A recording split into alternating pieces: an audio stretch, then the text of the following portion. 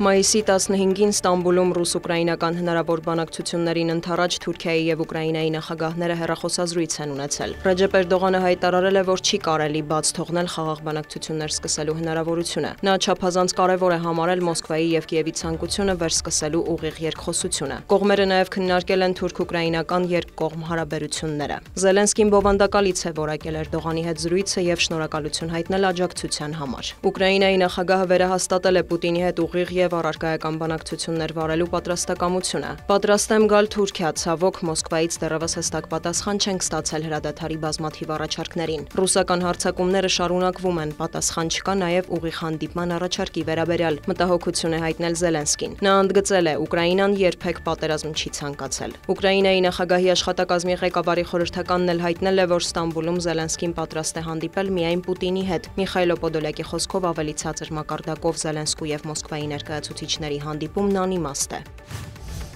Հեռախոսազրույց են ունեցել Ռուսաստանի եւ Թուրքիայի արտգործնախարարները։ Ռուսաստանի ՀԳՆՏ-ով Սերգեյ Լավրովն ու Հական Ֆիդանը քննարկել են մայիսի 15-ին Ստամբուլում ռուս-ուկրաինական կարգավորման շուրջ բանակցություններ սկսելու նախաձեռնության հետ կապված հարցեր։ Տեղի է ունեցել նաեւ Թուրքիայի արտգործնախարարի եւ ԱՄՆ պետքարտուղարի հեռախոսազրույցը։ Ըստ պետքարտուղարության Մարկո Ռուբիոն շնորհակալություն է հայտնել Անկարային Ռուսաստանի եւ Ուկրաինայի միջև ուղիղ բանակցությունները հյուրընկալելու եւ գործընթացը խթանելու համար։ Նա ընդգծել է անհապաղ հրադադարի անհրաժեշտությունը։ Դիվանագետներն անդրադարձել են Անտալիայում կայանալիք ՆԱՏՕ-ի նախարարների ոչ պաշտոնական հանդիպմանը, ԱՄՆ-Թուրքիա առևտրային եւ պաշտպանական կապերի ամրապնդմանը։ Մարկո Ռուբիոն զրուցել է նաեւ Ֆրանսիայի, Գերմանիայի, Լեհաստանի, Մեծ Բրիտանիայի, Ուկրաինայի արտաքին գործերի նախարարների եւ ԵՄ դիվանագիտության ղեկավարի հետ։ Օրակարգում են եղել Ուկրաինայում հրադադարը եւ խաղաղության հասնելու տարբերակները։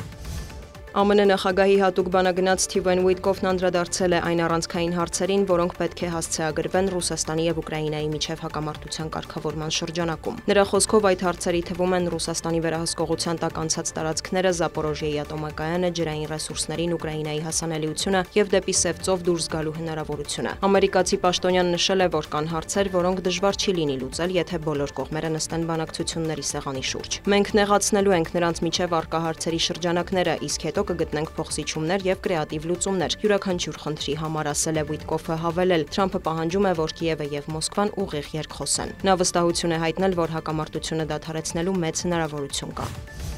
Դոնալդ Թրամփն անդրադարձել է Իրանի միջուկային ծրագրին եւ այդ հարցով Վաշինգտոն-Թեհրան բանակցություններին։ ԱՄՆ նախագահը կարծիք է հայտնել, որ դրական մթնոլորտ է ստեղծվել եւ Թեհրանը կառուցողական մոտեցում է դրսեւորում։ Մենք ցանկանում ենք, որ Իրանը լինի հարուստ, հրաշալի, երջանիկ եւ մեծ երկիր, բայց նրանք չեն կարող միջուկային զենք ունենալ, ընդգծել է Սպիտակ տան ղեկավարը։ Իրանի նախագահն էլ հավատացրել է, իր երկիրը երբեք չի ցանկացել միջուկային զենք ունենալ։ Իսլամական Հանրապետությունը ձգտում է խաղաղության եւ բանակցություններ է վարում, սակայն բոլոր միջուկային օբյեկտներից ամբողջությամբ հրաժարվելու առաջարկը ըստ Մասուդ Փեզեշքյանի անընդունելի է։ Խաղաղ միջուկային էներգիայի ոլորտում մեր գիտնականների նվաճումները կիրառվում են, այդ թվում դեղորայքի արտադրության, գյուղատնտեսության, էկոլոգիայի եւ արդյունաբերության մեջ։ Շարունակելու ենք այդ գործունեությունը, պնդել է Փեզեշքյանը։ Միևնույն ժամանակ, չնայած Իրано-ամերիկյան բանակցություններին եւ հայտարարվող առաջընթացին, պետքարտուղարությունը տեղեկացրել է հակաիրանական պատժամիջոցներն ընդլայնելու մասին։ Դրանք կտարածվեն եւս 3 անհատի եւ 1 կազմակերպության վրա, որոնք առնչություններ ունեն Իրանի միջուկային ծրագրի հետ։